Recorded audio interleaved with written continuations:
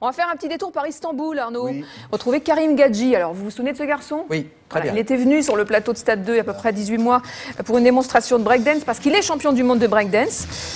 Il a du talent. Ensuite, il a tout essayé. Il a été champion de boxe, de kickboxing, il a tout essayé. Boxe pied-point, il a dominé la catégorie. Et le week-end dernier, eh bien, il a encore franchi une étape puisqu'il a intégré le prestigieux circuit nommé Glory. C'est l'équivalent de la Ligue des champions en boxe pied-point. Et Arnaud Romera a suivi son nouveau combat. Regardez.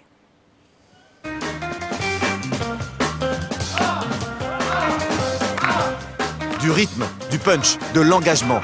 Quel que soit son terrain de jeu, Karim Gadji met un point d'honneur à assurer le spectacle. Ses premières armes, il les fait dans la danse, façon hip-hop, avec son groupe, le Fantastic Armada. Karim Gadji remporte toutes les plus grandes battles de breakdance avec sa clique, puis il décide d'envoyer des claques. Karaté, kickboxing, full contact, boxe taille. Karim Gadji livre 90 combats en 7 ans jusqu'à ce mois de mars 2013. Gadji et sa bande descendent à Châteauroux pour une expédition punitive. En moins d'une minute, le danseur pulvérise son adversaire bosniaque et remporte un nouveau titre de champion du monde en toute décontraction.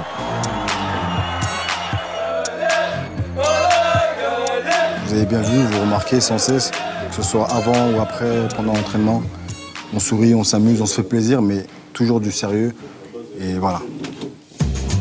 Ce titre de champion du monde lui ouvre les portes de la gloire. À Londres, Karim Gadji s'en va signer un contrat avec le Glory, une multinationale du coup de poing fraîchement lancée par Pierre Endurant, un trader français qui a fait fortune à la City, un millionnaire qui recrute des boxeurs bankable.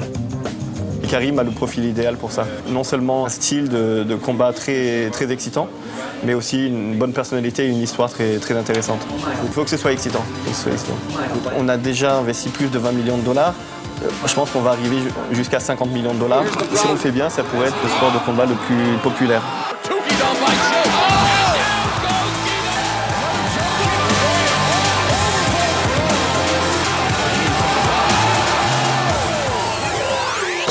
C'est à l'autre bout de l'Europe que Karim Gadji vient découvrir le grand monde. Istanbul, le chemin vers la gloire. C'est ici que le danseur-boxeur va disputer son premier combat pour le Glory, accompagné comme toujours par sa troupe. Le Glory regroupe les meilleurs boxeurs pieds-points de la planète, quelle que soit leur discipline d'origine. Ces combattants s'affrontent dans un championnat d'élite. Au-delà de leur palmarès, on les recrute pour leur attitude sur le ring. C'est comme le breakdance, le dance hip-hop, c'est du spectacle. Il faut vraiment s'arracher, entre guillemets, c'est-à-dire faire un beau combat. Un beau combat, c'est généralement finir par KO. Le show avant tout. Le Glory met sur pied les plus grands événements de boxe dans les plus grandes villes du monde. Entre shooting photo, interview, voyage en business class et hôtel 5 étoiles, Karim Gadji entre dans une nouvelle dimension. Plus habitué aux salles des fêtes de banlieue, le Français se retrouve en haut de l'affiche à Istanbul, devant 15 000 personnes. Son combat est diffusé à la télé dans 50 pays et il affronte pour son baptême du feu le beau gosse néerlandais, Nicky Holtzken, le numéro 2 du Glory. Du rythme, du punch, de l'engagement, le Français applique à la lettre les consignes de l'organisation. Ici, on leur demande du spectacle, 3 reprises, 100 temps mort. Gadji est offensif et agressif. Son hyperactivité met en souffrance la star, Nicky Holtzken. Mais à trop vouloir bien faire, Karim Gadji se fait piéger. Alors qu'il mène, le Français, par excès de générosité, s'expose et se fait contrer à 50 secondes de la fin du combat.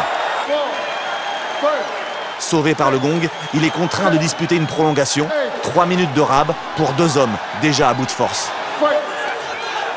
Karim Gadji repart au combat. Dans l'extra round, il est dominateur mais le sort s'acharne contre lui.